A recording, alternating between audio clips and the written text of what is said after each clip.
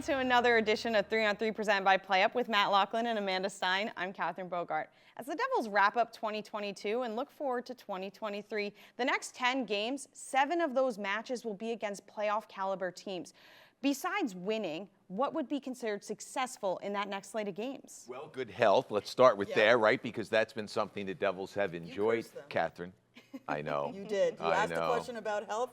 And the next thing that happened, everyone got Nate Bastian gets hurt. Sorry, I had to that's true. They had that long streak, right, with using the same lineup. But who knew that? Like 15 games is a franchise record, and then bang. Sorry, I had to. Less than 5 minutes in, Nate goes out with a shoulder injury, and hopefully he's back soon. But we know that's an indefinite absence. But at any rate, good health certainly is a key. And I think it's a team that has to mature to face that challenge, right? Other teams are going to play the Devils harder. Now I think we've seen that. Because of the success that they've had. But on the more basic side, I think I would like to see the power play create a few more goals, right? It's good. It's better than it was last year. But, you know, it's not top third yet in the league, and it may not get there, but I'd like to see it drift at least into the top half. That would be one thing I'd like to see. I'd like to see some more secondary scoring. Eric Hall is about to score at some point. We know that. He's run into so much tough luck. But I think it would help the team if they could get, you know, that extra goal there, if Alex Holtz can continue his development, if that fourth line can revert to the way it was, and maybe it's third line now. Sharangovich get a goal or two here. Some of those guys have dried up a little bit. Yeah, they have. But what has also dried up is their defensive zone coverage. I think that's something that we've seen in the last couple of games really taken a bit of a step back. They're not fast on pucks the way they used to be. I know yesterday in practice, that was a huge focus for them, that those little areas in their defensive zone coverage in terms of working as a 5-man unit, making sure that they're there to back up their teammates. There have been lapses in that recently, and it's cost them. It's gone in their back of the net. And I think earlier on in the season, you saw that they were first on every single puck. That's kind of come back a little bit.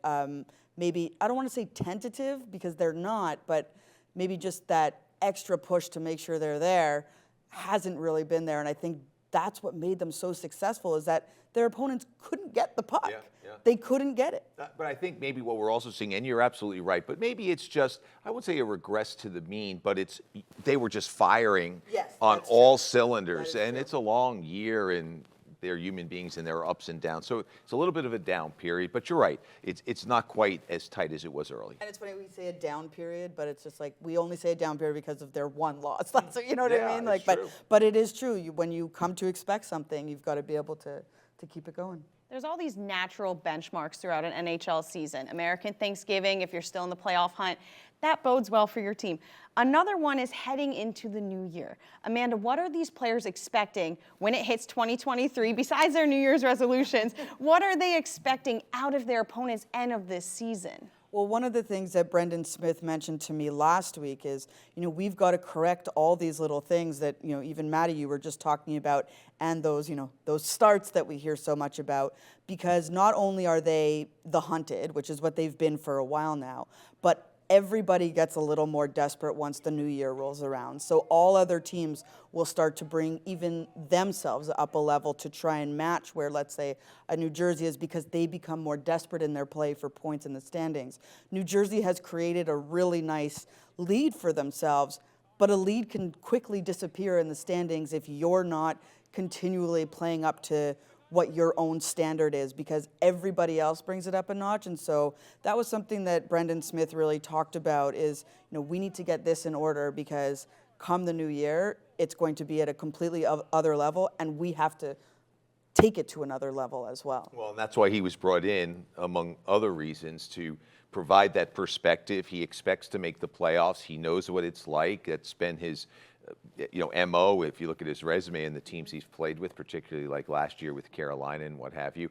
Same thing with Andre Palat. Yep. And so when he comes back, it's like a midseason trade, right? It is. It's like a trade deadline acquisition. Yeah, and a guy who hasn't played, and certainly you would not want to have that scenario where he's coming off the injured list, but he's got to be fresh after 3 straight trips to the Stanley Cup final. So he'll bring that element as well of like, hey, there's another level we have to get to. And one of the things that Eric Hall has said a couple of weeks ago to me is that, remember, I, being him, was on a wild card team that had over 100 points. And that's also a good reminder. No matter where you are in the standings, where your point total is, keep that in mind, that just last year, one team got in, by the skin of their teeth with over 100 points in the standings.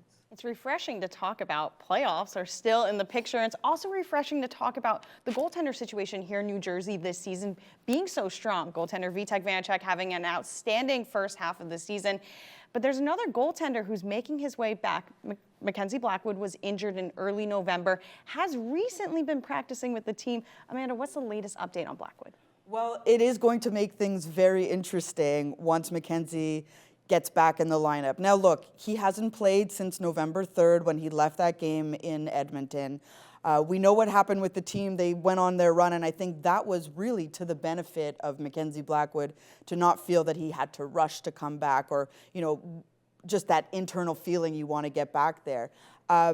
It was a tough injury for him. It's an injury that prevented him from a while from really getting down in his position in the crease, and we've seen him ramp it up a little bit more. And now here he is at a point where the discussion will be, all right, how do we reintegrate him? Whether that's getting him, some games in Utica just to sort of get that flow again, because we can't forget he was playing really well when he went out with his injury. There was that 1-2 balance with him and Vitek.